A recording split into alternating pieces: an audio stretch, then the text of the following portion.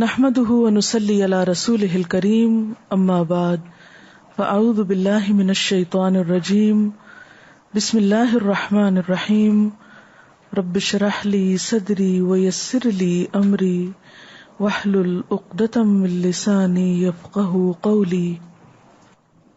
قال رسول الله صلى الله عليه وسلم من كان يؤمن بالله واليوم الآخر فَلْيُكْرِمْ ضَيْفَهُ وَمَنْ كَانَ يُؤْمِنُ بِاللَّهِ وَالْيَوْمِ الْآخِرِ فَلْيَصِلْ رَحِمَهُ وَمَنْ كَانَ يُؤْمِنُ بِاللَّهِ وَالْيَوْمِ الْآخِرِ فَلْيَقُلْ خَيْرًا أَوْ لِيَصْمُتْ.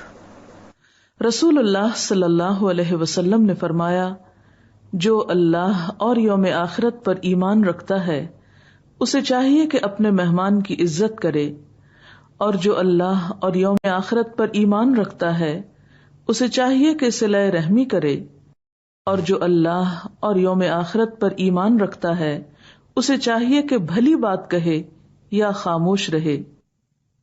من کان یؤمن باللہ والیوم الآخر فلیکرم ضیفہ. میرا سوال آپ سے یہ ہے کہ مہمان کی عزت کا تعلق ایمان سے کیسے ہو گیا؟ مہمان کی عزت ایمان کا حصہ کیوں ہے؟ اکرام ضیف ایمان سے کیوں ریلیٹ کر دیا، یعنی اس کو ایمان کے ساتھ کیوں ملا دیا گیا؟ ہم جب ایمان کے بارے میں سوچتے ہیں تو ہمارے دل میں کبھی خیال آیا ہے کہ مہمان کی عزت بھی ایمانداری کا تقاضا ہے، ایماندار ہونا ہے؟ کبھی ایمان کی ڈیفینیشن میں مہمان بھی کوئی تشریف لایا ہے؟ پہلی بات یہ کہ ایمان کی جو ڈیفینیشن ہے اس حوالے سے میرے سے بات کیجیے. ایمان کس کو کہتے ہیں؟ دل کا یقین، زبان کا اقرار اور عمل کی تصدیق. لیس الایمان بالتمنی ولا بالتحلی ولکن ہوا ما وقر فی القلب وصدقہ العمل. ایمان کی جو ڈیفینیشن ہے اس میں یہ بات موجود ہے کہ وہ صرف دل کی کیفیت نہیں، وہ صرف زبان کا اقرار نہیں یا زبان کا دعویٰ نہیں، وہ عمل کی بھی تصدیق ہے. اس عمل میں ایک تو اللہ کا حق ہے، جیسے نماز وغیرہ. کیوں کہا گیا جس نے جان بوجھ کے نماز چھوڑی اس نے کیا کیا؟ کفر کیا، ایمان کے مخالف عمل کیا.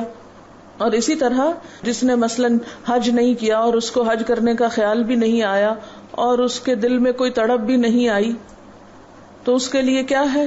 چاہے تو عیسائی ہو کے مرے، چاہے یہودی ہو کے مرے. تو جو عبادات ہیں حقوق اللہ، ان کی نفی کیا ہے؟ اصل میں ایمان کی مخالفت. اسی طرح حقوق العباد میں سے بھی بہت سی چیزیں ایسی ہیں کہ جو ایمان ہی کے پودے سے نکلی ہوئی ہیں، اس کی جڑیں زمین کے اندر ہیں، دل میں اتری ہوئی ہیں، اور اس کا اظہار زمین سے باہر ہے، بلند و بالا. اس کی کئی شاخیں ہیں، 70 سے زائد ہیں. بدع و 70 شعبہ والحیاء من الایمان. ایمان کی 70 سے اوپر شاخیں ہیں اور حیا بھی ایمان کا حصہ ہے. تو اصل بات یہ ہے کہ ہم ایمان کو ایک الگ چیز کے طور پہ نہیں لے سکتے، خانوں میں نہیں بانٹ سکتے. آپ یہ سب انٹر ریلیٹڈ ہیں. آپ یہ نہیں کہہ سکتے اچھا یہ تو ہے ایمان کا خانہ، یہ ہے عبادت کا خانہ، اور یہ فلانا خانہ، اور کسی وقت میں ایک خانے میں کچھ ڈال دیا، کسی میں دوسرے میں. نہیں، ایسا نہیں ہے. یہ سب ایک ہی چیز ہے، نیچے سے اوپر تک ایک ہی ہے. اصلها ثابت وفرعها فی السماء. جڑ مضبوط ہے، شاخیں آسمان تک پھیلی ہوئی ہیں. ٹھیک ہے؟ اور جتنی جڑ مضبوط ہوگی اتنا عمل اچھا ہوگا. کیونکہ جس پودے کی جڑیں کھوکھلی ہوں، جس پودے کی جڑیں کمزور ہوں، اس کے اوپر کیا ایک بلند و بالا مضبوط درخت قائم رہ سکتا ہے؟ اکثر ایسا ہوتا ہے نا کہ بہت سی باتیں ہمیں پتہ ہوتی ہیں، ہمارے عمل میں کوئی نہیں ہوتی. کیوں؟ جڑیں کمزور ہیں. تو جس پودے کی جڑیں مضبوط ہوں اس کا عمل بھی مضبوط ہوتا جاتا ہے. بہت سے لوگوں کو یہ مشکل ہوتی ہے نا کہ عمل نہیں بدل رہا، عمل میں کب آئے گا. تو بات یہ کہ جتنی اس پودے کی نگرانی کریں گے، اس کو وقت پہ پانی دیں گے، زائد بھی نہیں دیں گے، تھوڑا بھی نہیں دیں گے، اتنا ہی وہ پھلے پھولے گا، اس کو ماحول ملے گا، اسے روشنی ملے گی، اسے غذا ملے گی. کچھ غذا زمین سے ملے گی، کچھ غذا فضا سے ملے گی، کچھ سورج سے ملے گی، کچھ ہوا سے ملے گی. ٹھیک ہے نا؟ یاد رکھیں غذا صرف زمین سے نہیں ملتی، پودے کو غذا صرف زمین سے نہیں ملتی، کہیں اور سے بھی ملتی، سن لائٹ سے بھی ملتی، ہوا سے، فضا سے. اچھا یہاں ایک بڑا اہم نقطہ ہے سمجھنے کا، اور وہ کیا ہے کہ ایمان کی مضبوطی کے لیے صرف علم کافی نہیں. علم کو اگر آپ بارش کہیں یا علم کو اگر آپ پانی کہیں تو صرف کتابیں پڑھ پڑھ کے، کلاسیں اٹینڈ کر کر کے اور علم کا ذخیرہ اکٹھا کر کر کے، تربیہ کی کلاسیں ہو کے پودا مضبوط نہیں ہوتا. اس سے تو بعض اوقات وہ زائد پانی پہ بہنے لگتا ہے. صرف علم کافی نہیں، صرف علم کی مجلسیں بھی کافی نہیں. اچھے دوستوں کی کمپنی، اچھا ماحول، بصیرت، دوسروں کا وزڈم. کیونکہ آپ نے دیکھا ہوگا کہ جو لوگ صرف کتابی کیڑے ہوتے ہیں وہ عموماً عملی زندگی میں کچھ خاص کام نہیں کر سکتے، عمل کے کورے ہی ہوتے ہیں. اور جن لوگوں کی زندگی میں اعتدال ہوتا ہے، کتاب بھی ہوتی ہے، انسان بھی ہوتے ہیں، ماحول بھی ہوتا ہے. اٹس ویری امپورٹنٹ کہ how you carry your self, آپ اپنے آپ کو کس طرح کسی بھی مقام اور کسی بھی موقع پر کس انداز میں پیش کرتے ہیں. آپ کا اٹھنا بیٹھنا کاؤنٹ کرتا ہے، آپ کا ہنسنا بولنا مسکرانا سب کچھ کاؤنٹ کرتا ہے. تو ایمان جو ہے وہ تو ایک بیج ہے، بیج ایکولی نیچے اور اوپر بڑھتا ہے. اور ایک اچھے پودے کے بڑھنے کے لیے صرف پانی دینا کافی نہیں، اس کے لیے اوپر کا ماحول. اور پھر آپ دیکھیں کہ جو اچھا پودا ہوتا ہے نا، اور جس کو ایک بلند مقام مل جاتا ہے، اس کے لیے تو کیا بھی کافی ہو جاتا ہے؟ فطل، شبنم بھی کافی ہے، اوس بھی کافی. بعض اوقات میں دیکھتی ہوں کہ کچھ جگہوں پہ ایسے پودے یا خوبصورت گھاس اگی بھی ہوتی ہے، تو پانی نہیں بھی ہوتا تو بعض اوقات کافی دن سروائیو کر بھی جاتے ہیں. تو اس میں سوچتی ہوں کہ بارش بھی نہیں ہوئی، پانی بھی نہیں دیا، کیسے سروائیو کر گئے؟ تو پھر مجھے خیال آتا کہ یہ شبنم تھی.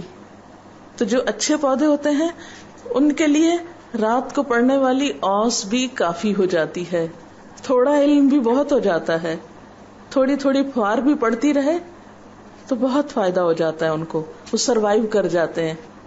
لیکن کچھ پودے جن کے اپنے اندر کوئی جان نہیں، وہ نہیں بڑھتے. جو سطح زمین پر ہوتے ہیں، جن کی جڑیں مضبوط نہیں ہوتی، کیونکہ آپ نے دیکھا نا زمین کے اندر بھی تو ایک ویٹنس ہے نا، ایک تری ہے نا. زمین کو اگر آپ کھودنا شروع کر دیں تو تھوڑی دیر کے بعد کیا نکلتا ہے نیچے سے؟ گیلی مٹی آنے لگتی ہے، جس کو ثرا کہتے ہیں. قرآن پاک میں اللہ تعالیٰ فرماتے ہیں وَمَا تَحْتَ الثَّرَى، ثرا کہتے ہیں گیلی مٹی کو. ایک زمین کے اوپر جو ہے وہ خشک ہے، پھر اس کے بعد اندر ایک نیچرل تری یا نمی موجود ہے. تو جن درختوں کی جڑیں مضبوط ہوتی ہیں ان کو کچھ نیچے سے تر مٹی سے غذا مل جاتی ہے، اور کچھ شبنم اوس وغیرہ مل ملا کے کام کر جاتے ہیں، اور وہ سخت موسموں میں بھی ہارڈ شپ برداشت کر لیتے ہیں اور بڑھتے رہتے ہیں، مرتے نہیں ہیں، ختم نہیں ہوتے. لیکن جو پودا ناکارہ ہوتا ہے بذات خود جھاڑ جھنکار ہے، یا پھر یہ کہ وہ جڑیں نیچے نہیں ہیں، تو اس کو یہ چیزیں فائدہ نہیں دیتی. ٹھیک ہے؟ تو ہمارے عمل کا انحصار ہمارے ایمان پر ہے. یاد رکھیے، خواہ اکرام ضیف ہو یعنی مہمان کی عزت ہو، خواہ رشتہ داروں سے اچھا سلوک ہو، خواہ اچھی بات کرنا ہو جس میں دوسروں کے لیے تکلیف نہ ہو، یہ سب کچھ ایمان سے جڑا ہوا ہے. جیسا ایمان ہوگا ویسا ہی عمل ہوگا. اچھا یہاں ہو سکتا ہے آپ کے ذہن میں ایک سوال آئے کہ بعض لوگوں کا ایمان تو نہیں ہوتا مگر ان کا اخلاق بہت اچھا ہوتا ہے، یا کچھ چیزوں میں بہت اچھے ہوتے ہیں، ہوتا نا ایسے، تو وہ کیسے ہو جاتا ہے؟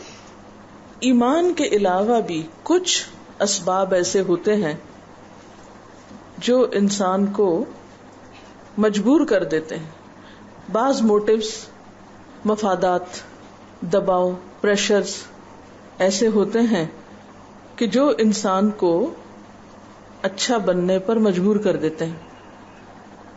اور عموماً پھر یہ ایسا ہوتا ہے کہ جب تک وہ موٹیو موجود ہوتا ہے انسان اچھا رہتا ہے، جب وہ موٹیو ختم ہو جاتا ہے تو وہ اچھائی بھی ختم ہو جاتی.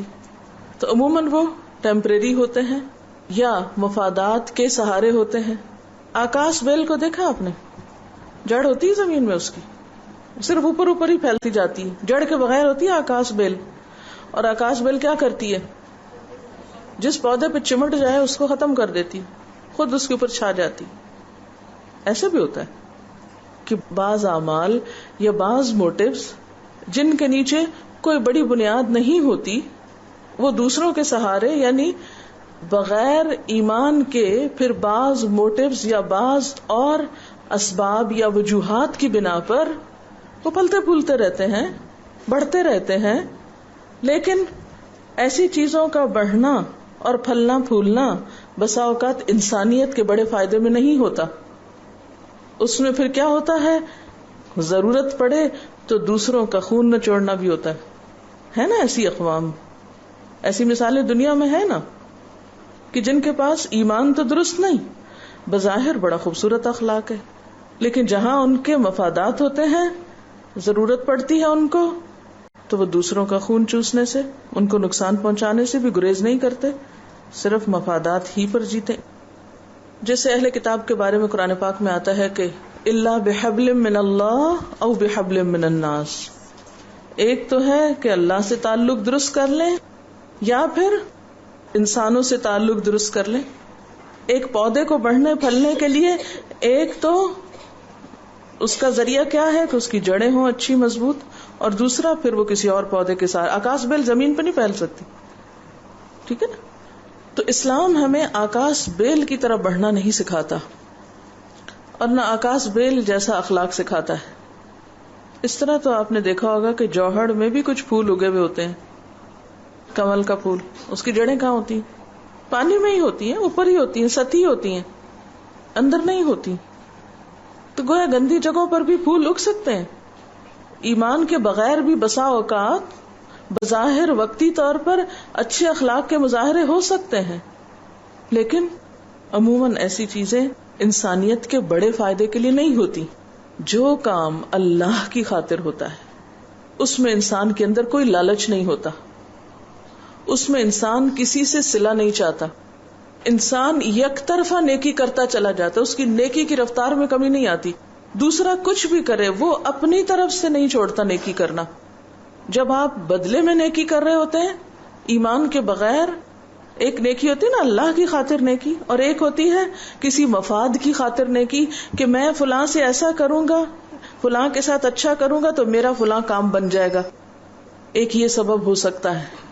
یعنی ہم عام طور پر جب کوئی اچھا کام کسی کے ساتھ کرنے لگتے ہیں، کسی کے ساتھ احسان کرتے ہیں، تو اس میں دو اسباب ہو سکتے ہیں. ایک کسی وقتی فائدے کی خاطر، یعنی کسی سے کچھ لینا مقصود ہے تو اس کو ایک رشوت دے دیں. رشوت کا یہی کانسیپٹ ہے. آپ اچھے اخلاق کی رشوت دے رہے ہیں، کس لیے؟ کہ پیچھے آپ کا کوئی مفاد چھپا ہوا ہے، آپ کی کچھ غرض ہے.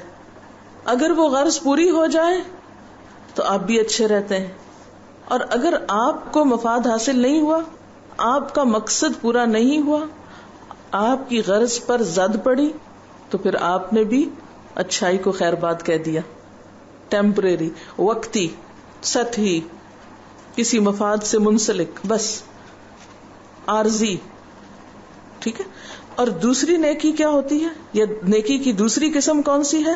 کہ جو بے غرض ہو، جس کے پیچھے اللہ کی رضا ہو، جس کا صلہ اور جس کی جزا انسان اللہ سے چاہتا ہو. ایسی نیکی کیسے ہوتی ہے؟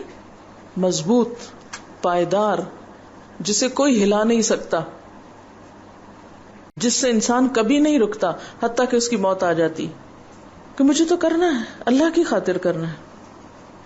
ایسے لوگ پھر اپنے کیے کا نہ تو احسان جتاتے ہیں اور نہ کر کے ضائع کرتے ہیں اس کو. پھر جیسے قرآن پاک میں آتا ہے لا تبطلوا صدقاتکم بالمن والاذی، اپنے صدقوں کو، صدقہ کیا ہے؟ ہر نیکی صدقہ ہے.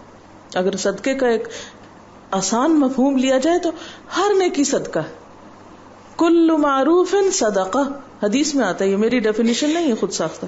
کل معروف صدقہ، ہر نیکی کا کام صدقہ شمار ہوتا ہے. تو لا تبطلوا صدقاتکم بالمن والاذی، اپنے صدقات کو، اپنی نیکیوں کو احسان جتا کے، دکھ دے کے ضائع نہ کرو.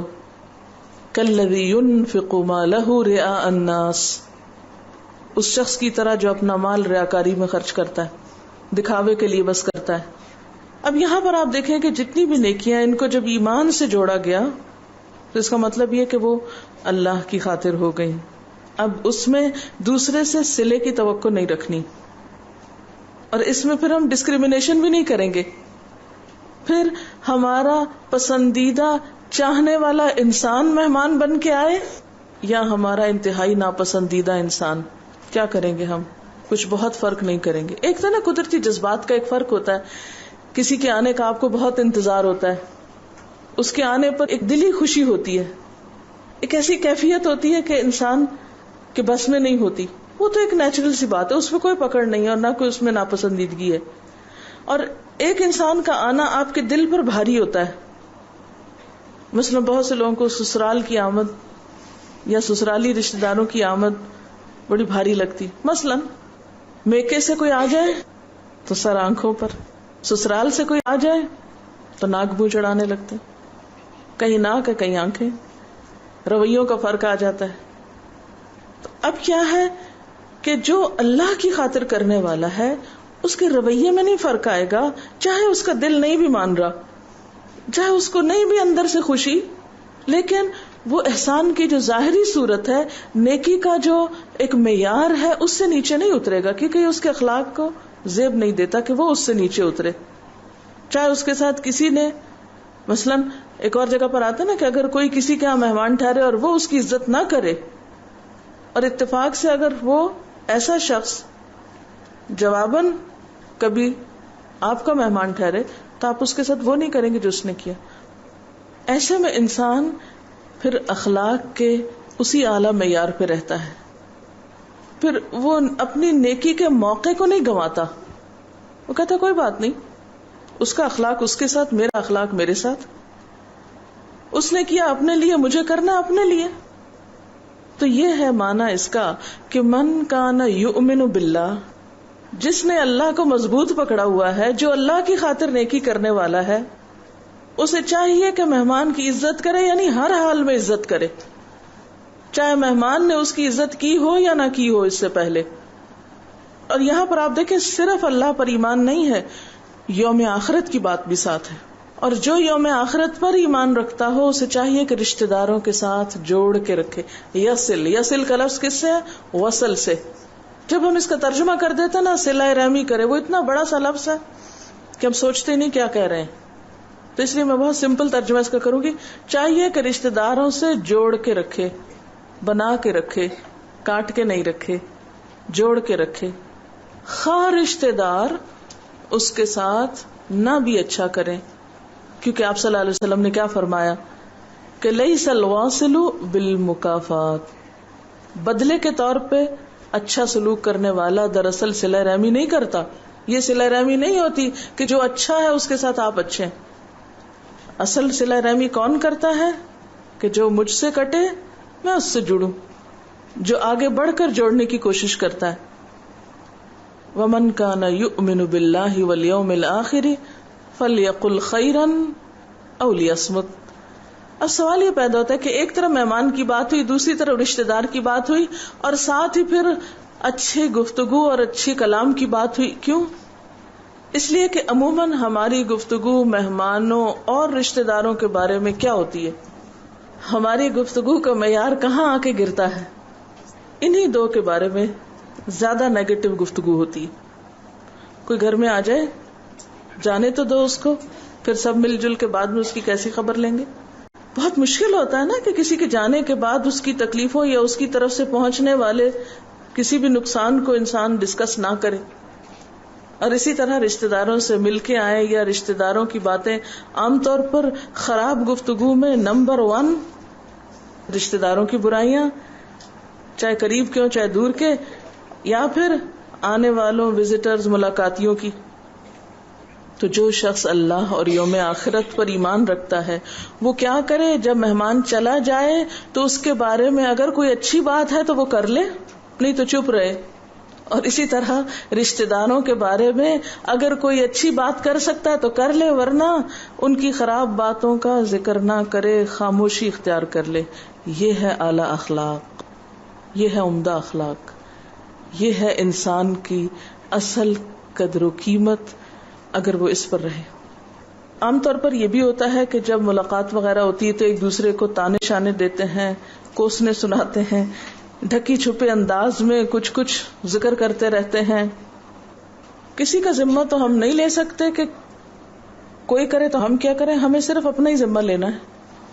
اگر کوئی کرے تو ہم کیا کر سکتے ہیں، صبر کر سکتے ہیں، لیکن جب اپنی باری آئے تو پھر اپنی طرف سے گھٹیا گفتگو نہ کریں. یہ گھٹیا گفتگو ہوتی ہے، کسی کا مذاق اڑانا، کسی کو تانے دینا اور کسی پہ چوٹیں کرنا، یہ گھٹیا گفتگو ہوتی ہے.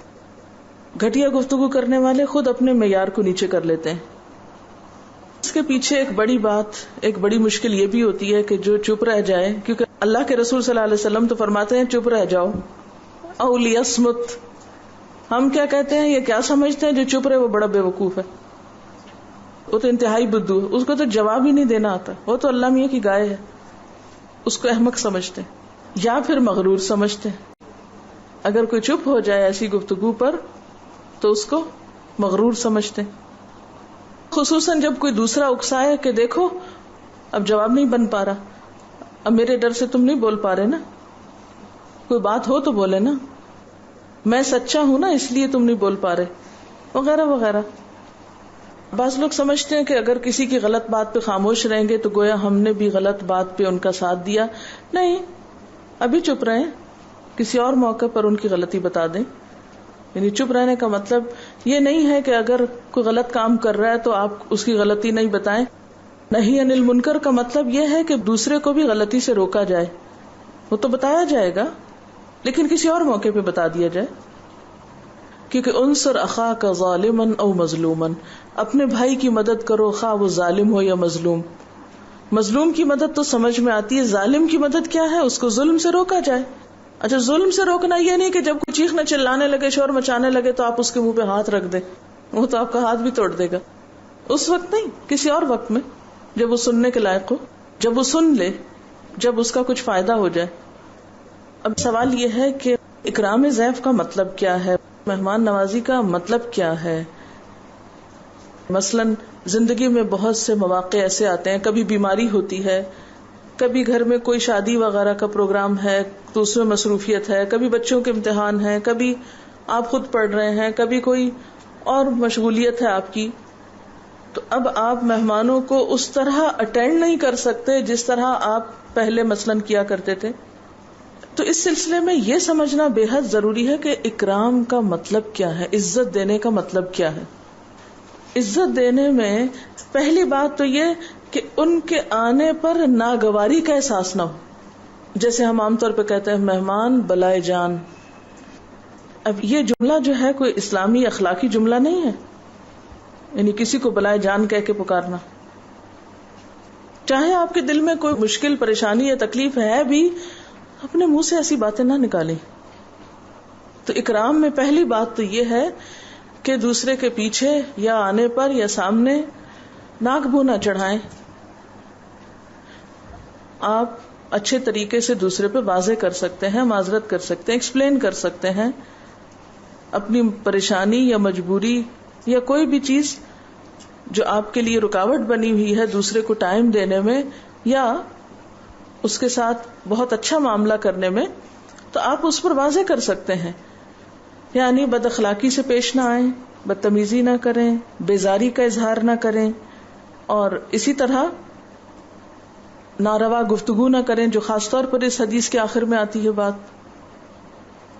دوسری طرف آپ دیکھیے کہ مہمان نوازی میں یہ بھی تو آتا ہے نا کہ مہمان کا حق 3 دن تک ہوتا ہے، جس میں پہلا دن تو انعام کا دن ہے، یعنی پہلے 3 دن ایک طرح سے انعام کا ہے، اور اس کے بعد وہ شخص بالکل گھر والوں کی طرح ہو جائے گا. اس کا مطلب نہیں گھر والوں کی طرح ہو جائے تو اس کے ساتھ اس کی بے عزتی بے شک شروع کر دیں، نہیں، یا لڑائی شروع کر دیں. مطلب یہ ہے کہ جیسے عام اپنے گھر میں عام طور پر آپ لوگ مل جل کر رہتے ہیں، اسی طرح ان کے ساتھ مل جل کر رہیں. اسی طرح قرآن پاک میں ہمیں یہ تعلیم دی گئی ہے کہ اگر آپ کسی کو اٹینڈ نہ کر سکتے ہوں اور اس کو آپ بتا دیں تو اسلامکلی آپ کے اوپر کوئی گناہ نہیں ہوگا اور وہ مہمان کی تکریم کے خلاف نہیں ہوگا. وَإِذَا قِيلَ لَكُمُ ارْجِعُوا فَارْجِعُوا هُوَ أَزْكَىٰ لَكُمْ. جب تم سے کہا جائے کہ واپس چلے جاؤ تو واپس چلے جاؤ، وہ تمہارے لیے زیادہ پاکیزہ بات ہے، زیادہ بہتر ہے، بجائے اس کے کہ جھجک میں نہ بتاؤ دوسرے کو کہ تم اس وقت کس مصروفیت میں ہو اور پھر اس کو توجہ بھی نہ دو اور پھر تعلقات خراب ہوں. تو اس سے بہتر ہے کہ اس کو بتا دو. مثلا کسی نے مجھے فون کر کے کہا کہ میں فلاں تاریخ کو آپ کے پاس آنا چاہتی ہوں، کسی دوسرے شہر سے کال تھی. میں نے کہا میں اس تاریخ کو یہاں نہیں ہوں گی، آپ اس کے بعد کوئی تاریخ طے کر لیں پھر آپ آ جائیں. کیا مجھے نہیں کہنا چاہیے تھا؟ نہیں. میں کہتی ہائے اس نے پہلی دفعہ آنے کا کہا ہے تو میں اب اسے کیسے نہ کروں، تو میں اپنا پروگرام کینسل کر دوں. کیسے کینسل کر سکتی ہوں جبکہ میرے پروگرام کے ساتھ اور سینکڑوں لوگوں کا پروگرام بندھا ہوا ہے. تو مجھے صاف واضح لفظوں میں دوسرے کو بتا دینا چاہیے کہ فلاں تاریخ کو میری یہ مشغولیت ہے، میں معذرت خواہ ہوں کہ اس تاریخ کو میں آپ کو اٹینڈ نہیں کر سکوں گی، آپ اپنا پروگرام اس کے بعد رکھ لیجئے. کیا اسلام نے ہمیں یہ نہیں سکھایا کہ دوسروں کے گھر جانے سے پہلے کیا کرو؟ اجازت لو. یعنی آپ کسی دوسرے شہر سے آ رہے ہو، نہ آپ نے اطلاع دی، نہ آپ نے اجازت لی، نہ آپ نے پوچھا، تو آپ نے دوسرے کو ایک آزمائش میں مبتلا کر دیا. اور خصوصاً اگر کوئی شخص ایسا ہے کہ جس کی اور بہت سی ذمہ داریاں ہیں گھر کے علاوہ بھی. ایک تو یہ نا کہ عام طور پر گھر میں خواتین ہوتی ہیں، چلے آ بھی گئے تو کوئی بات نہیں. اسی طرح کیا منع نہیں کیا گیا کہ عین کھانے کے وقت کسی کے گھر میں نہ داخل ہو؟ یہ بھی تو اسلامی اخلاق ہے نا. اجازت لے کر جانا ضروری ہے. پھر ایسے وقت میں نہ جہاں اللہ یہ کہ ایمرجنسی ہو، تو پھر ایمرجنسیز کو تو سب ایک دوسرے کے ساتھ ڈیل کرتے ہیں. ایمرجنسیز میں تو سب ایک دوسرے کی رعایت رکھتے ہیں. جو کو خدا نخواستہ بیمار ہو گیا، کسی کو مدد چاہیے، کسی کو کوئی ایسا مشورہ کرنا ہے، یا آپ ایک گھر میں رہتے ہیں تو اس میں آپ کا کھلا عام میل جول ہے، تو وہ اس میں ہر وقت اجازت کی ضرورت نہیں ہوتی. لیکن اگر آپ کسی دوسرے علاقے سے، دوسرے شہر سے، دوسرے ملک سے آ رہے ہیں تو دوسرے کی رعایت رکھ کے جانا ہوگا. اکرام کا مطلب یہ نہیں ہے کہ آپ صرف فضول فالتو بیکار باتیں کیے جائیں بیٹھے رہیں، پھر ہر تھوڑی دیر کے بعد پوچھیں اچھا اور کیا حال چال ہے. یہ تو اپنا بھی وقت ضائع کرنا اور دوسروں کا بھی ضائع کرنا ہے. ٹھیک ہے نا. تو اس میں آسان طریقے سے. اور پھر یہ ہے کہ اگر آپ اپنے اوقات مقرر کریں گے تو دوسروں کو بھی پتہ چل جائے گا کہ آپ کے اوقات کیا ہیں. مثلا ہماری ایک اسٹوڈنٹ تھی، تو انہوں نے اپنی روٹین بتائی کہ ہمارے سب رشتہ داروں کو، دوستوں، عزیزوں، سب کو پتا ہے کہ ہم رات 9 بجے کے بعد سو جاتے ہیں. شروع میں لوگوں نے مائنڈ کیا، پھر سب کو پتا چل گیا. اب سب ہمارا بلکہ احترام کرتے ہیں کہ ہاں اس کے بعد ان کے گھر نہیں جانا. میرا خیال ہے بعض اوقات ہم خود بھی دوسرے پہ واضح نہیں کرتے کہ ہماری مصروفیت کیا ہے، تو اس سے مس انڈرسٹینڈنگ ہوتی. کیونکہ جب آپ ان کے ساتھ بیٹھے ہیں، آپ ان سے ان کے حال پوچھئے، ان کو اپنا حال بتائیے، وہ کیا کرتے ہیں اس میں دلچسپی لیجیے، اور اس کے ساتھ آپ اپنے حالات ان پر رکھیے کہ آپ پڑھ رہے ہیں، آپ کو پڑھنے کا کتنا فائدہ ہو رہا ہے اور کیا سیکھ رہے ہیں. اپنی مشغولیات، اپنی دلچسپیاں ان کے سامنے ذکر کریں تو انشاءاللہ تعالی ایک انڈرسٹینڈنگ ڈیولپ ہوگی. قرآن پاک کی ایک آیت ہے کہ یا ایھا الذین آمنوا قولوا قولا سدیدا یصلح لکم اعمالکم ویغفر لکم ذنوبکم. اے لوگو جو ایمان لائے ہو، کیا کرو؟ قولوا قولا سدیدا، درست بات کیا کرو، سیدھی بات کیا کرو، اسٹریٹ فارورڈ رہا کرو. اللہ تمہارے حالات کی اصلاح کر دے گا اور تمہارے گناہوں پہ معافی کا پردہ ڈال دے گا. ہم بات سیدھی نہیں کرتے. بعض اوقات ہماری بہت سی مشکلات وہاں سے شروع ہوتی ہیں جب ہماری باتوں میں الجھن ہوتی ہے. ہمارے دل میں کچھ ہوتا ہے، ہماری زبان پہ کچھ ہوتا ہے. نہ ہم صاف گوئی سے کام لیتے ہیں، نہ سچی بات کرتے ہیں، اور نہ ہی کھل کے کسی کو اپنا مسئلہ بتاتے ہیں یا اس کے ساتھ شیئر کرتے ہیں. اس سے پھر بہت سی مشکلات پیدا ہوتی ہیں. صحابہ کرام کی اگر زندگی کے حالات پڑھیں تو سب سے بڑی چیز جو مجھے اٹریکٹ کرتی ہے ان کی زندگیوں میں ایک سادگی. اور یہ سادگی صرف یہ نہیں کہ سادہ کپڑے پہننا سادگی ہوتا ہے، گفتگو میں، معاملے میں، اور ان کا اسٹریٹ فارورڈ ہونا، سیدھی بات کرنا. ہم لوگ سیدھی بات نہیں کرتے، اس سے بہت سی مشکلات پیدا ہوتی ہیں. چند ایک باتیں میں آپ کو بتا دیتی ہوں کہ مثلاً کیا چیزیں ہو سکتی ہیں. مہمان کی عزت میں جن چیزوں سے بچنا چاہیے، نمبر 1 تو تنگ دلی ہے کہ دل تنگ ہونے لگے، اب یہ آ گئے ہیں، اب ان کو کھانا کھلانا پڑے گا، ہمارا بجٹ الٹ جائے گا، یا یہ ہے کہ ہمارا وقت ضائع ہو جائے گا. اسی قسم کی کوئی بھی چیز یعنی دل کی تنگی، اس سے بچنا چاہیے. نمبر 2 بے رخی، پرواہ نہ کرنا. بعض لوگوں کا حال یہ ہوتا ہے کہ آپ کے سامنے کھانا بھی لا کے رکھ دیں گے، آپ کو بستر بھی بہت اچھا دے دیں گے، لیکن نہ آپ کے پاس بیٹھیں گے اور نہ سیدھے منہ بات کریں گے. انسان کو ایسا محسوس ہوتا ہے جیسے کوئی چور بن کے داخل ہوا ہے، کہیں کوئی مجرم ہے. پھر اسی طرح سرد مہری، اس سے بھی بچنا چاہیے. یعنی پاس بیٹھے بھی ہوں گے تو بات نہیں کریں گے. کس طرح؟ یعنی ایک کولڈنس کا رویہ، اس میں کوئی مسکراہٹ نہیں، کوئی بات نہیں، کچھ نہیں، بس ایک بیریئر ہے، ایک حجاب ہے دونوں کے درمیان. اسی طرح ماتھے پہ بل ڈال کے بات کرنا، منہ موڑ کے بات کرنا، یہ سب چیزیں دوسرے کی بے عزتی میں شامل ہیں، اکرام ضیف کے خلاف ہیں. تو کرنا کیا چاہیے؟ وہ کام جس سے دوسرا راحت محسوس کرے، خندہ پیشانی سے پیش آنا، خوش اخلاقی سے. پھر اسی طرح یہ کہ کھانے پینے کا اپنی حیثیت کے مطابق انتظام کرنا. عام طور پہ ہمارے ہاں اپنی شان یا اپنا نام بڑھانے کے لیے بعض اوقات مہمان کو بیمار کیا جاتا ہے. یعنی اتنے کھانے پکا کے رکھیں گے. ایک دفعہ کہیں جانا ہوا میرا تو انہوں نے بہت سارے کھانے پکا کے رکھے تھے. میں نے ان سے پوچھا یہ کھانا پکانے میں آپ کو کتنا وقت لگا؟ کہنے لگی 3 دن لگے ہیں. میں نے وہیں ہاتھ روک لیا. میں نے کہا اس میں سے پتہ نہیں کیا کچھ باسی ہے، اور میں اگر باسی چیز ذرا بھی کھا لوں تو مجھے تکلیف ہو جاتی. اب میرے لیے یہ معمہ تھا کہ اس میں سے فریش کیا ہوگا جو آج ہی پکا ہوگا، چاہے وہ تھوڑا سا ہی کیوں نہ ہو، تو صرف میں وہ لے لوں. میرے لیے وہ جو ڈھیر تھا کھانوں کا، وہ میرے اوپر ایسے تھا جیسے کوئی چیز میرے اوپر آ رہی ہے، وہ دیکھنا بھی برداشت نہیں ہو رہا تھا. یعنی بعض اوقات ہم اکرام یا عزت دینا کس کو سمجھتے ہیں کہ رنگا رنگ کی چیزوں سے میز بھر دی جائے، اتنا کچھ پکایا جائے، چاہے 3 دن لگے، فریج فریزر میں باسی کر کر کے رکھا جائے، پھر اس کو اوپر ٹاپنگ کر کے سجا کے اپنی شان و شوکت کا مظاہرہ کیا جائے، چاہے دوسرا بیمار پڑ جائے یا دوسرا ایک بوجھ تلے دب جائے یا ایک روب میں آ جائے. کیونکہ کوئی بھی چیز جو حد سے بڑی بھی ہوتی وہ دوسرے کے لیے خوشی کا سبب نہیں ہوتی، وہ دوسرے کے لیے تکلیف اور پریشانی کا سبب ہو جاتی. تو اکرام میں یا عزت میں ضروری نہیں کہ بہت زیادہ کھانا کھلایا جائے یا رنگا رنگ کے کھانے کھلائے جائیں.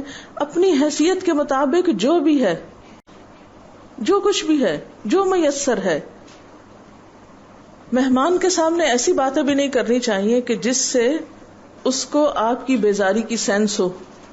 مثلا وہ آج تو میری ماسی بھی نہیں آئی، اور آج تو فلاں بچہ بھی بیمار ہو گیا اور بڑی مشکل ہوئی، اور یعنی انڈائریکٹلی ایسی گفتگو شروع کر دینا کہ جس سے پتا چلے کہ آپ کا آنا ہمارے لیے وبال جان ہے.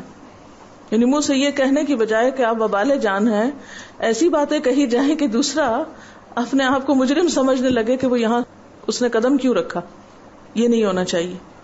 پھر اسی طرح یہ ہے کہ استقبال کرنے میں ہونا کیا چاہیے کہ کوئی آئے، استقبال کرنے کے بعد حال چال پوچھے، بٹھائیں، کھانے کو کچھ ہے تو آفر کریں. جیسے حضرت ابراہیم علیہ السلام نے فرشتوں کو ویلکم کیا، بٹھایا اور کھانا لینے چلے گئے. اور اپنی روایت کے مطابق عربوں میں اس وقت سے ہی روایت ہے کہ بنا ہوا بچڑا جو تھا وہ اٹھا کے لے آئے. بکرا نہیں، بچڑا، یعنی گائے کا بچہ جو بکرے سے بھی بڑا ہوگا، کیونکہ ان کے ہاں مہمان نوازی کا بہترین طریقہ ہی تھا. اور آج تک عربوں میں کسی کو بہت اکرام دینا ہوتا ہے تو وہ، ہمارے تو مرغے مسلم ہوتا ہے تو ان کے ہاں بکرا مسلم ہوتا ہے. بعض اوقات سری جو ہوتی ہے نا، اس میں آنکھیں تک ہوتی ہیں، زبان بھی ہوتی ہے. پچھلی دفعہ جب ہم عمرے پہ گئے تو ادری صاحب کے ایک دوست ہیں، تو ریاض سے ان کی فیملی آئی اور انہوں نے کہا کہ آج آپ ہمارے مہمان ہیں. تو وہ کھانا لے کر آئے. اتنے بڑے بڑے ٹرے میں چاول تھے اور چاولوں کے اوپر اسی طرح وہ بکرا رکھا ہوا تھا اور سری بھی تھی، اور سری میں آنکھیں اور وہ زبان بھی.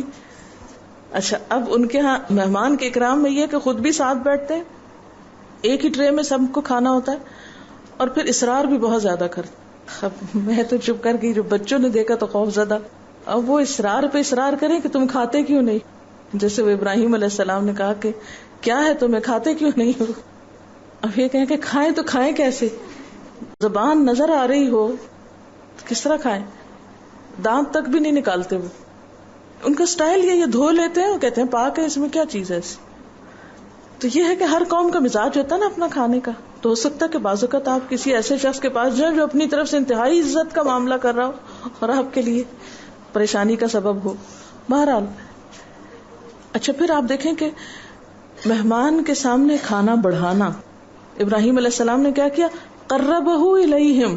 بعض لوگ لا کے رکھ دیتے ہیں، اس کے بعد نہیں پوچھیں گے آپ کو آپ کھائیں یا نہ کھائیں. ان کا کام پورا ہو گیا، ان کی سجاوٹ مکمل، کیونکہ انہوں نے طریقہ سیکھا ہے کہیں سے میز لگانے کا، وہ انہوں نے ہر چیز اپنی جگہ پہ رکھ دی، پریکٹیکل دوہرا دیا. لیکن اس کے بعد پوچھا نہیں. سنت میں سے ہے قربہ الیہم، چاہے سامنے رکھی ہوئی چیز پھر بھی آگے بڑھائی جائے، اٹھا کے پیش کی جائے.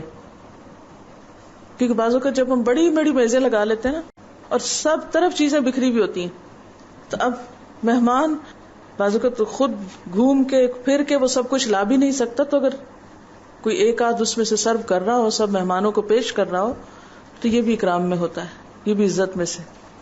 پھر اسی طرح یہ ہے کہ اگر کوئی کھانا بنایا جا رہا ہو یا کچھ انتظام کیا جا رہا ہو تو اس کا اظہار نہیں بہت کرنا چاہیے. کتنے برتن کھٹکانے لگے کچن میں جا کے آپ، اور دم دم الماریاں بجائیں یا کچھ نہیں. ابراہیم علیہ السلام جب لانے کے لیے گئے کچھ تو چپکے سے گئے تھے. فراغ الی اہلہ، یعنی دبے پاؤں گئے، مہمانوں کو نہیں پتا چلا کہ کیا لانے جا رہے ہیں. اب بعض اوقات وہ اندر سے آوازیں آ رہی ہوتی ہیں، وہ فریج سے فلان چیز بھی نکال لو اور یہ بھی ڈال لو اور وہ بھی کرو، ایک ہنگامہ ہوتا ہے. تو یہ بھی اخلاق کے منافی چیزیں ہیں کہ جو ہے بس خاموشی سے لے آؤ. ان سب چیزوں سے بچنا کیوں ضروری ہے؟ اس لیے کہ مہمان بوجھ محسوس نہ کرے. آپ ڈھیروں چیزیں لا رہے ہیں لیکن انداز اتنا خراب ہے کہ وہ ایک بھی نہ کھا سکے، خوف کا مارا کہ پتہ نہیں اب اندر چیخ پکار ہو رہی تھی، شاید ہمارے ہی آنے پر یہ سب ہو رہا ہے. تو اس چیز سے بھی بچنا چاہیے. کھانے کے لیے جب ہاتھ دھلائیں تو پہلے خود ہاتھ دھو کر دسترخوان پر پہنچیے اور پھر مہمان کے ہاتھ دھلوائیے. امام مالک نے جب یہی عمل کیا تو امام شافعی نے اس کی وجہ پوچھی تو فرمایا کھانے سے پہلے تو میزبان کو پہلے ہاتھ دھونا چاہیے اور دسترخوان پر پہنچ کر مہمان کو خوش آمدید کہنے کے لیے تیار ہو جانا چاہیے، اور کھانے کے بعد مہمانوں کے ہاتھ دھلوانے چاہیے اور سب کے بعد میزبان کو ہاتھ دھونے چاہیے. ہو سکتا ہے اٹھتے اٹھتے کوئی اور آ پہنچے. دسترخوان پر خوردنوش کا سامان اور برتن وغیرہ مہمانوں کی تعداد سے کچھ زیادہ رکھیے. ہو سکتا ہے کہ کھانے کے دوران کوئی اور آ جائے، پھر ان کے لیے انتظام کو دوڑنا بھاگنا پڑے. اور اگر برتن اور سامان پہلے سے موجود ہوگا تو آنے والا بھی سبکی کی بجائے خوشی سے کھانا کھا سکے گا. مہمان کے لیے ایثار سے کام لیجیے، تکلیف اٹھا کر اس کو آرام پہنچائیے. حضرت ابو شریح فرماتے ہیں میری ان 2 آنکھوں نے دیکھا اور 2 کانوں نے سنا جبکہ نبی صلی اللہ علیہ وسلم یہ ہدایت دے رہے تھے جو لوگ اللہ اور یوم آخرت پر ایمان رکھتے ہوں انہیں اپنے مہمانوں کی خاطر تواضع کرنی چاہیے. مہمان کے انعام کا موقع پہلا شب و روز ہے. مہمان کے انعام کا موقع پہلا شب و روز ہے، یعنی سب سے بہترین چیز ایک دن کے لیے، اس کے بعد اس سے کم، پھر اس سے کم، پھر نارمل. یعنی مہمان کے اکرام میں یہ نہیں کہ اگر وہ 1 مہینہ ٹھہر رہا ہے تو 1 مہینے تک آپ قرض لے لے کر وہ سب کچھ پکاتے رہیں گے جو آپ نے پہلے دن پکایا تھا. اچھا یہ جو پہلے دن کی مہمانی اس کو انعام کیوں کہا گیا؟ پہلے دن کی خاطر تواضع کو انعام اس لیے کہا گیا ہے کہ جیسے انعام دیتے اور لیتے وقت خوشی ہوتی ہے، انعام کا دینا بھی خوشی ہوتا ہے نا، اور انعام کا لینا بھی خوشی ہوتا ہے. تو اسی طرح میزبان کی آفر بھی خوشی اور مہمان کی آمد بھی خوشی کا ذریعہ، اور اس کا اپنی مہمانی کا حق وصول کرنا، یہ سب کچھ خوشیوں کا باعث. اچھا اسی طرح مہمان نوازی میں صرف یہ نہیں ہے کہ آپ کوئی مہمان آیا ہے تو اس کو آپ صرف کھلانے پلانے پہ توجہ رکھیں، اس کی نیند، اس کے آرام، اگر اس کو واش روم کی ضرورت ہے، نماز کا وقت ہے، ان چیزوں کا بھی خیال رکھیں. کیونکہ بعض لوگ اتنی والہانہ عقیدت کا ثبوت دیتے ہیں کہ نہ آپ کو واش روم جانے دیتے ہیں، نہ آپ کو سونے دیتے ہیں، نہ آپ کو یکسوئی سے نماز پڑھنے دیتے ہیں. یعنی آپ کی جو انسانی ضروریات ہیں ان کا بھی خیال نہیں رکھتے، اس کو بھی بھول جاتے، اسے بھی فراموش کر دیتے ہیں، کیونکہ وہ آپ کو بہت چاہتے ہیں. وہ اتنے خوش ہیں کہ آپ کو چند لمحوں کے لیے بھی اپنی نگاہوں سے اوجھل نہیں ہونے دینا چاہتے. تو یہ جو ایکسٹریمزم ہے یہ بھی نقصان دہ ہے، یہ بھی ٹھیک نہیں. ہمارے والد ہمیشہ مہمان کو خود جائے نماز بچھا کے دیتے تھے، بہت دفعہ ایسا ہوتا ہے کہ آپ کہیں جاتے ہیں، آپ کو یہ نہیں پتا چلتا کہ قبلہ کدھر ہے. کبھی آپ گھر کے بچے سے پوچھتے ہیں تو بالکل الٹا رخ بتا دیتا ہے. امام شافعی کو امام مالک کے خادم نے ایک کمرے میں ٹھہرانے کے بعد کہا، حضرت قبلے کا رخ یہ ہے، پانی کا برتن یہاں رکھا ہے، بیت الخلاء اس طرف ہے. یعنی ایک دوسری انتہا یہ ہے کہ آپ بالکل بٹھا کے اس کو گیسٹ روم میں خود بھول جائیں، اسے فراموش کر دیں، اور پھر ساتھ جب سامنے آئے تو کہیں وہ چونکہ ہم آپ کے لیے کھانا بنا رہے تھے اس لیے آپ کو نظر نہیں آئے. تو نہیں، آنے کے بعد اب ڈپینڈ کرتا نا کہ کوئی کتنی دیر کے لیے آیا، آئے ویلکم کریں، سلام دعا کریں، حال چال پوچھیں، بٹھائیں. دور سے آیا ہے تو اس کو واش روم کا بتائیں. اگر اسے نہانے کی ضرورت ہے، جیسے بازو کی گرمی کا موسم ہے، یہ سفر بہت طویل ہے، تو اس کا بندوبست کریں، اس کے بستر کا بندوبست کریں، اس کو جائے نماز بچھا کے دیں. اس کو اگر کھانے کا وقت ہے تو کھانا کھلائیں، چائے کا وقت ہے تو چائے پلائیں. یعنی کچھ بھی حسب حالات، کیونکہ بعض اوقات ایسا ہوتا ہے کہ مہمان کے کھانے کا وقت ہوتا ہے اور آپ کی چائے کا وقت ہوتا ہے. تو ایسی چیزوں کا بھی جو بظاہر دیکھنے میں بہت چھوٹی چھوٹی ہوتی ہیں لیکن دوسرے کے لیے خوشی یا تکلیف کا سبب بنتی ہیں، تو اس میں فرق کرنا بے حد ضروری ہے. پھر اسی طرح یہ ہے کہ بعض اوقات دوست احباب ہوتے ہیں، رشتے دار ہوتے ہیں، بہت وہ لوگ ہوتے ہیں جن سے بہت محبت ہوتی ہے، پھر ہمارا جی چاہتا ہے بہت باتیں کریں. اچھا، عام طور پہ مہمانوں کی آمد پہ کیا ہوتا ہے؟ رات جگہ ہوتا ہے نا، خصوصاً اگر کزنز وغیرہ یا رشتے دار ایسے مہمان جن کے ساتھ آپ بہت فری ہوں، تو اگر وہ آئیں تو پھر تو لازمی سی بات ہے کہ آپ کو رات کو دیر تک جاگنا ہے. اچھا، آپ تو اپنے گھر میں تھے، آرام کیے ہوئے ہیں، اب آنے والا معلوم نہیں کتنی مشقت سے سفر کر کے آیا، تو ہو سکتا ہے اس کو آرام کی ضرورت ہو، لیکن اس کو جاگنا ہی جاگنا ہے کیونکہ آپ جاگنا چاہتے ہیں. تو ایسے میں اپنی خوشی کی خاطر کسی کے لیے تکلیف کا سامان پیدا کرنا یہ بھی درست نہیں، چاہے دوسرا تکلف میں نہ بھی کر سکے. اسی طرح اگر مہمان کو کسی قسم کا کوئی خطرہ ہو یا کوئی اور آ کے اس کے گھر میں بے عزتی کرنا شروع کر دے تو اس سے بھی اس کو بچائیے. بعض اوقات ایسا ہوتا ہے نا کہ آپ کے گھر میں کوئی آیا ہے، اتنے میں کوئی ایسا شخص آ گیا جو اس کا حریف ہے، رائیول ہے، یا اس کو پسند نہیں کرتا یا کسی بھی لحاظ سے اس کے ساتھ اس کی نہیں بنتی، تو وہ آ کے کوئی کریٹیسزم شروع کر دیا یا کوئی باتیں سنانی شروع کر دی کہ اور نہیں کہیں تو یہیں تم ہاتھ لگے، ذرا میں اپنے دل کی بھڑاس نکال لوں. تو میزبان کو چاہیے کہ پھر وہ آگے جا کے بچاؤ بھی کرائے، اپنے مہمان کی عزت کرے اور کروائے. یعنی مہمان کے اکرام میں صرف خود عزت کرنا نہیں، دوسروں سے عزت کرانا بھی ہے. بعض اوقات گھر کے بچے مہمان کی بے عزتی شروع کر دیتے ہیں، خصوصاً اگر کوئی ایسا شخص مہمان آیا ہو کہ جس نے مثلاً آپ کی والدہ کو ستایا ہو یا کوئی اور ایسی تکلیف پہنچائی ہو. بعض اوقات خاندانوں میں ایسا ہوتا نا کہ جیسے ساس بہو کی نہیں بنتی، پھر دادی اماں گھر میں آئیں تو بچوں نے وہاں زرائی شروع کر دی کہ ہماری دادی نے ہماری اماں کے ساتھ یہ کیا تھا، یا پھپھی نے یہ کیا تھا، یا فلاں نے یہ کیا تھا، لہٰذا اب ہم بدلہ لیتے ہیں اپنی ماں کی طرف سے. نہیں، اگر کوئی گھر آ گیا آپ کے تو خواہ اس نے کیسی بھی آپ سے بدسلوکی کی ہو، آپ کو کوئی حق نہیں پہنچتا کہ آپ گھر آئے ہوئے شخص کی بے عزتی کریں. یہ انتہائی بد اخلاقی. تو اس چیز کا، اس پہلو کا بھی لحاظ رکھنا بے حد ضروری ہے کہ خود نہیں، بچوں سے بھی عزت کروائیں، دیگر متعلقین سے بھی عزت کروائیں. سوال یہ کہ اگر مہمان ہماری بے عزتی شروع کر دے تو بھی صبر سے کام لے، کیونکہ ہمارے ایمان کا حصہ یہ ہے کہ مہمان کے ساتھ نہیں برا کرنا، چاہے وہ ہمارے ساتھ نہ اچھا کر رہا ہو. ہاں، ایسا ہو سکتا ہے کہ آنے والا بھی ہمارے ساتھ بدسلوکی کر سکتا ہے، لیکن چونکہ ہم میزبان ہیں اس لیے ہمیں اپنی ذمہ داری اسی طرح نبھانی ہے. اس میں آپ دیکھیے کہ حضرت لوط علیہ السلام ہے، جب ان کے پاس فرشتے آئے اور ان کی قوم کو پتا چلا اور وہ قوم دوڑتی ہوئی آئی ان کے ساتھ برا سلوک کرنے کے لیے، تو انہوں نے کیا کہا؟ ان ہؤلاء ضیفی فلا تفضحونی واتقوا اللہ ولا تخزونی. دیکھو یہ میرے مہمان ہیں، مجھے رسوا نہ کرو، خدا سے ڈرو اور میری بے عزتی سے باز رہو. کیونکہ بعض اوقات مہمان کے سامنے اگر اہل خانہ کی بے عزتی ہونے لگے یا اہل خانہ کے ساتھ برا کوئی سلوک کرنے لگے تو اس میں بھی مہمان اپنی سبکی محسوس کرتا ہے. اسی طرح اگر گھر میں آپ کے کوئی مرد حضرات نہیں ہیں اور کوئی نامحرم مرد آپ کا مہمان بن کے آ گیا ہے تو اب آپ کیا کریں؟ نبی صلی اللہ علیہ وسلم نے خواتین کو خاص اس بات کی تلقین کی ہے کہ وہ اپنے گھر میں کسی ایسے کو نہ آنے دیں، کیونکہ تنہائی میں کسی مرد کے ساتھ بیٹھنا ہو سکتا ہے شوہر کو بدگمان کر دے کہ یہ میرے پیچھے سے کیوں آیا ہے۔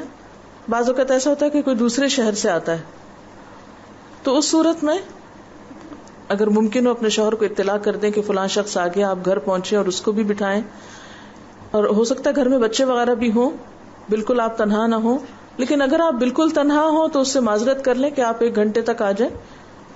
اسی طرح آپ صلی اللہ علیہ وسلم نے خواتین کو خاص تلقین کی ہے کہ عورت اپنے گھر میں کسی ایسے کو نہ آنے دے جس کا آنا شوہر کو پسند نہ ہو، یعنی ایسے مہمانوں کو ویلکم نہ کیا جائے جن کا آنا گھر میں بگاڑ کا سبب بن جائے، آپس کے تعلقات کی خرابی کا سبب بن جائے، کیونکہ بعض لوگوں کا آنا، اور اس میں ضروری نہیں کہ صرف مرد حضرات ہی ہو سکتے ہیں، اس میں عورتیں بھی ہو سکتی، ایسی دوستیں ہو سکتی ہیں، ایسے رشتہ دار ہو سکتے ہیں کہ جن کے آنے سے گھروں میں پھوٹ پڑتی ہو یا گھر کے حالات خراب ہوتے ہوں، تو ان کے آنے کو بھی منع کیا گیا ہے۔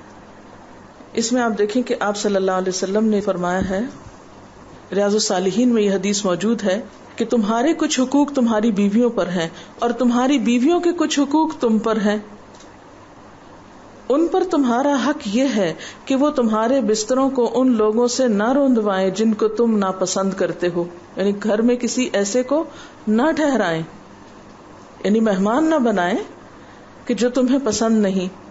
اس میں یہ نہیں کہ صرف مرد حضرات ہیں، اس میں عورت بھی، اور تمہارے گھروں میں ایسے لوگوں کو ہرگز نہ گھسنے دیں جن کا آنا تمہیں ناگوار ہو۔ کتنی واضح ہدایت ہے۔ اور سنو، ان کا تم پر یہ حق ہے کہ تم انہیں اچھا کھلاؤ اور اچھا پہناؤ۔ تو یہ بیوی کے فرائض میں داخل ہے کہ وہ ایسے معاملات میں ضرور رعایت کرے اور اس قسم کے گیسٹس کو پھر وہ ویلکم نہ کرے کہ جو گھر میں فساد کا ذریعہ ہوں۔ اسی طرح یہ ہے کہ مہمان کو صرف نوکروں یا بچوں کے سر پہ نہیں چھوڑ دینا چاہیے۔ مثلاً ہم دیکھتے ہیں کہ امام شافعی جب امام مالک کے ہاں بطور مہمان ٹھہرے تو امام مالک نے بہت عزت اور احترام سے انہیں ایک کمرے میں سلایا۔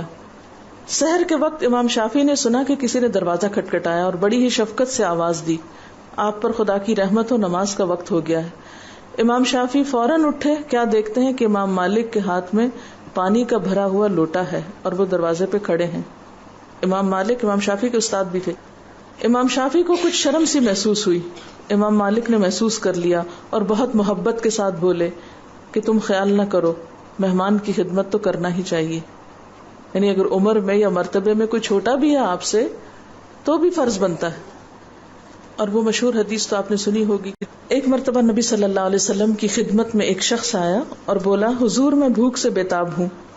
آپ نے اپنی کسی بیوی کے یہاں کہلایا، کھانے کے لیے جو کچھ موجود ہو بھیج دو۔ جواب آیا، اس خدا کی قسم جس نے آپ کو پیغمبر بنا کر بھیجا ہے، یہاں تو پانی کے سوا اور کچھ نہیں۔ آپ نے دوسری بیوی کے ہاں کہلا بھیجا، وہاں سے بھی یہی جواب آیا، یہاں تک کہ آپ نے ایک ایک کر کے سب بیویوں کے ہاں کہلوایا، سب کے ہاں سے اسی طرح کا جواب آیا۔ اب آپ اپنے صحابیوں کی طرف متوجہ ہوئے اور فرمایا، آج رات کے لیے اس مہمان کو کون قبول کرتا ہے؟ یعنی اسے بھی پتہ چلتا ہے کہ اگر آپ کے پاس مہمان نوازی کے لیے کچھ نہیں تو آپ اپنے کسی دوست، ہمسائے یا رشتہ دار سے بھی مدد لے سکتے ہیں مہمان نوازی کے لیے۔ ایک انصاری صحابی نے کہا، یا رسول اللہ، میں قبول کرتا ہوں۔ انصاری مہمان کو اپنے گھر لے گئے، گھر جا کر بیوی کو بتایا، میرے ساتھ یہ رسول اللہ صلی اللہ علیہ وسلم کے مہمان آئے ہیں، ان کی خاطرداری کرو۔ بیوی نے کہا، میرے پاس تو صرف بچوں کے لائق کھانا ہے۔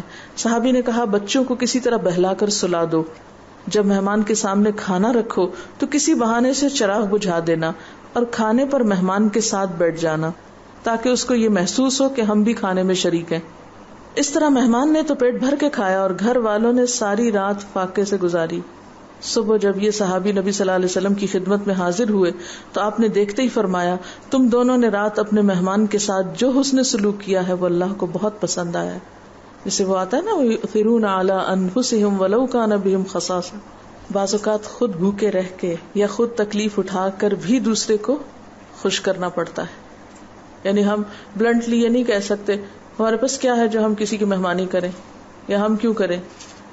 حضرت ابو الاحوص جشمی اپنے والد کے بارے میں بیان کرتے ہیں کہ ایک بار انہوں نے نبی صلی اللہ علیہ وسلم سے پوچھا، اگر کسی کے پاس میرا گزر ہو اور وہ میری ضیافت اور مہمانی کا حق ادا نہ کرے اور پھر کچھ دنوں کے بعد اس کا گزر میرے پاس ہو تو کیا میں اس کی مہمانی کا حق ادا کروں؟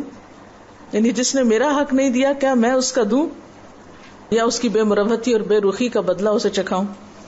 آپ نے فرمایا نہیں، بلکہ تم بہرحال اس کی مہمانی کا حق ادا کرو۔ اسی طرح مہمان سے دعا بھی کروانی چاہیے، یہ اس کو عزت دینے کے لیے، اکرام دینے کے لیے ہوتا ہے۔ حضرت عبداللہ بن بسر کہتے ہیں کہ نبی صلی اللہ علیہ وسلم میرے والد کے ہاں مہمان ٹھہرے، ہم نے آپ کے سامنے ہریسہ پیش کیا، آپ نے تھوڑا سا تناول فرمایا، پھر ہم نے کھجوریں پیش کی، آپ کھجوریں کھاتے تھے اور گٹلیاں شہادت کی انگلی اور بیچ کی انگلی میں پکڑ پکڑ کر پھینکتے جاتے تھے، شہادت کی انگلی اور بیچ کی انگلی سے پکڑتے تھے، یعنی بھی ایک سٹائل ہے نا۔ پھر پینے کے لیے کچھ پیش کیا گیا، آپ نے نوش فرمایا اور اپنے دائیں طرف بیٹھنے والے کے آگے بڑھا دیا۔ جب آپ تشریف لے جانے لگے تو والد محترم نے آپ کی سواری کی لگام پکڑ لی، یعنی مہمان کے لیے گاڑی کا دروازہ بھی کھولنا چاہیے، رخصت کرتے وقت دروازے تک آنا چاہیے، اور درخواست کی کہ حضور ہمارے لیے دعا فرمائیں۔ نبی صلی اللہ علیہ وسلم نے دعا فرمائی، اللہم بارک لہم فیما رزقتہم واغفر لہم وارحمہم، اللہ تو نے ان کو جو رزق دیا ہے اس میں برکت فرما، ان کی مغفرت فرما اور ان پر رحم فرما۔ یہ ہے اکرام ضیف۔ سوال یہ کہ اکثر بہت سارے مہمان آ جاتے ہیں اور آپ ان سب کو اکٹھا نہیں اٹینڈ کر سکتے۔ مجھے اس کا تجربہ میری بیٹی کی شادی کے موقع پر ہوا، تو اس میں میرا کام، باقی تو بہت الحمدللہ مددگار تھے، ہیلپر سے بہت سے کام انہوں نے کیے، لیکن میں نے اپنے ذمے جو کام رکھا وہ یہ تھا کہ میں ڈیلیبریٹلی سوچ سمجھ کر شعوری طور پر ہر مہمان کے پاس تھوڑی تھوڑی دیر بیٹھ کر اٹھ رہی تھی۔ جب ایک دفعہ سرکل مکمل کر لیتی پھر دوسری دفعہ شروع کر لیتی۔ اس میں چونکہ میرے سسرال بھی تھے، میکے والے بھی تھے اور لوگ بھی تھے، تو مسلسل میں اسی پر توجہ رکھے ہوئے تھی کہ کوئی رہ نہ جائے جس کے پاس میں نہ بیٹھوں۔ اور پھر اتفاق یہ ہوا کہ بہت رات ہو گئی، اب لوگ جب سارے بہت دن کے بعد ملتے ہیں تو آپس میں گپ شپ باتیں شاتیں شروع ہوتی ہیں اور چلتی چلی جاتی ہیں، لیکن یہ ہے کہ مجھے یہی تھا کہ سب سے بہترین انٹرٹینمنٹ اس وقت کیا ہے، یعنی اب آف کورس کھانا وغیرہ کھلانے کے بعد کہ اب سب کو ٹائم دیا جائے اور اس میں کوئی ڈسکریمنیشن نہ ہو کہ یہ میرے پیرنٹس اور ان کی فیملی ہے تو ان کے پاس مجھے زیادہ وقت دینا چاہیے اور یہ دوسرے ہیں تو ان کے پاس کم، نہیں، کوئی بھی جو آیا ہو ہر ایک کے پاس بیٹھا جائے۔ اس میں بس نمازوں کے لیے بیچ میں اٹھتی تھی اور باقی وقت تو اس میں آپ خود شعوری کوشش کریں کہ جتنے بھی لوگ آئے ہیں سب سے کچھ نہ کچھ بات ہو جائے، یہ نہیں کہ جو ہمارے پسندیدہ ہیں ان کے ساتھ تو ہم جڑ کے بیٹھ جائیں اور باقی سب کو اگنور کر دیں، یہ نہ ہو۔ اسی طرح مہمانی کے بھی آداب ہیں۔ کسی کے ہاں مہمان جائیں تو حسب حیثیت میزبان یا میزبان کے بچوں کے لیے کچھ تحفے تحائف لیتے جائیں، اور تحفے میں میزبان کے ذوق اور پسند کا لحاظ کیجیے۔ تحفوں اور ہدیوں کے تبادلے سے محبت اور تعلق کے جذبات بڑھتے ہیں اور تحفہ دینے والے کے لیے دل میں گنجائش پیدا ہوتی ہے۔ جس کے ہاں بھی مہمان بن کر جائیں کوشش کریں کہ 3 دن سے زیادہ نہ ٹھہریں، الا یہ کہ کوئی خصوصی حالات ہوں اور میزبان ہی شدید اصرار کرے۔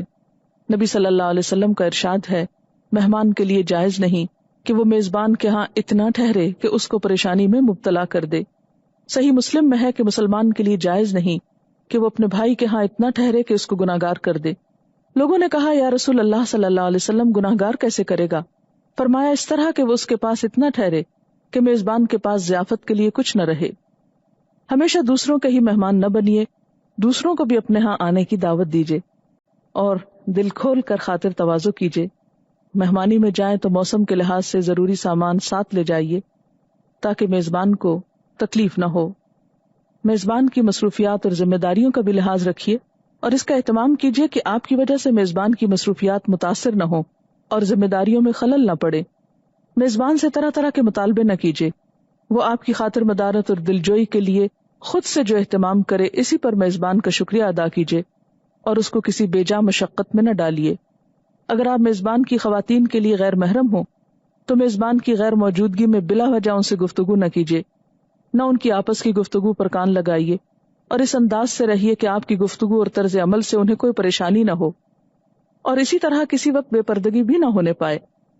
اگر کسی وجہ سے آپ میزبان کے ساتھ نہ کھانا چاہیں یا روزے سے ہوں تو نہایت اچھے انداز میں معذرت کریں اور میزبان کے لیے خیر و برکت کی دعا مانگیں۔ جب حضرت ابراہیم علیہ السلام نے آنے والے معزز مہمانوں کے سامنے پرتکلف کھانا رکھا اور وہ ہاتھ کھینچتے ہی رہے تو حضرت نے درخواست کی، آپ حضرات کھاتے کیوں نہیں؟ جواب میں فرشتوں نے حضرت کو تسلی دیتے ہوئے کہا، آپ ناگوار محسوس نہ کریں، دراصل ہم کھا نہیں سکتے، ہم تو صرف آپ کو ایک اچھے لڑکے کی پیدائش کی خوشخبری دینے کو آئے ہیں۔ جب کسی کے ہاں دعوت میں جائیں تو کھانے پینے کے بعد میزبان کے لیے کشادہ روزی، خیر و برکت اور مغفرت اور رحمت کی دعا کیجیے۔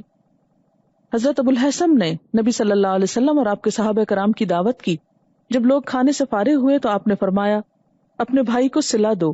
صحابہ نے پوچھا، صلہ کیا دیں یا رسول اللہ صلی اللہ علیہ وسلم؟ فرمایا، جب آدمی اپنے بھائی کے ہاں جائے اور وہاں کھائے پیے تو اس کے حق میں خیر و برکت کی دعا کرے، یہ اس کا صلہ ہے۔ نبی صلی اللہ علیہ وسلم ایک بار حضرت سعد بن عبادہ کے ہاں تشریف لے گئے۔ انہوں نے آپ کو روٹی اور زیتون پیش کیا، آپ نے تناول فرمایا اور یہ دعا کی، افطر عندکم الصائمون واکل طعامکم الابرار وصلت علیکم الملائکہ، تمہارے ہاں روزہ دار روزہ افطار کریں، نیک لوگ تمہارا کھانا کھائیں اور فرشتے تمہارے لیے رحمت اور مغفرت کی دعا کریں۔ وآخر دعوانا ان الحمد للہ رب العالمین۔ سبحانک اللہم وبحمدک نشہد ان لا الہ الا انت نستغفرک ونتوب الیک۔ السلام علیکم ورحمۃ اللہ وبرکاتہ۔